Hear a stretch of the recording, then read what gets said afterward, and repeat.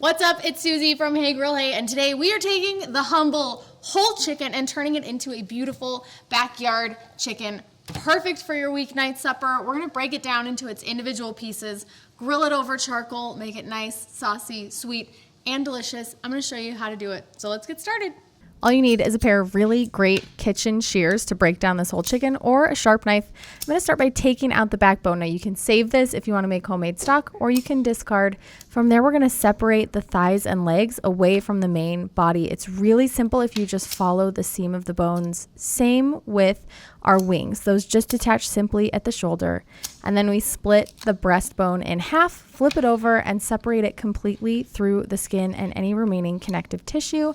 And there you have it, a really simply broken down whole chicken. I like to use my shears and clean up any loose hanging bits of skin or extra pieces of bone, and just make sure that it's all clean and ready to go on the grill. I coat it with a nice light thin coating of avocado oil. You can use olive oil, and then hit it with my chicken seasoning. You can use any seasoning you like, but I really recommend picking a seasoning with no sugar. This is going to be on a higher temperature grill, and the sugar really risks a chance of burning. So the chicken seasoning is great. It's got garlic, onion, paprika, but no sugar. We're going to cook these over indirect heat. Put the thicker pieces closer to the coals.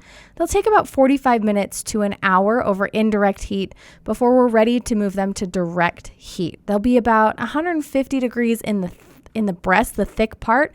The thighs will be about 165, and then we'll hit them with some barbecue sauce. Now this is going to caramelize on the outside, get sticky, yummy, and delicious before that final temperature test.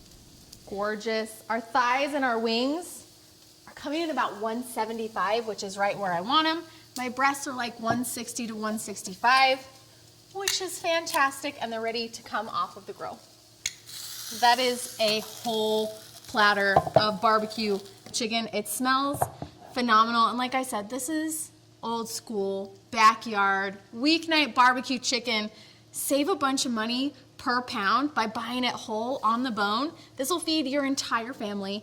Everybody will get the type of chicken that they want to eat, but it'll all have that yummy, smoky, charcoal, sticky finger, saucy flavor. Plus, leftovers are amazing in sandwiches, wraps, in pasta salad. I have a barbecue chicken pasta salad that would be so good with any leftover barbecue chicken. Okay, I gotta let this rest for just a couple of minutes, and then I get to dive in. You know I'm going for the thigh first.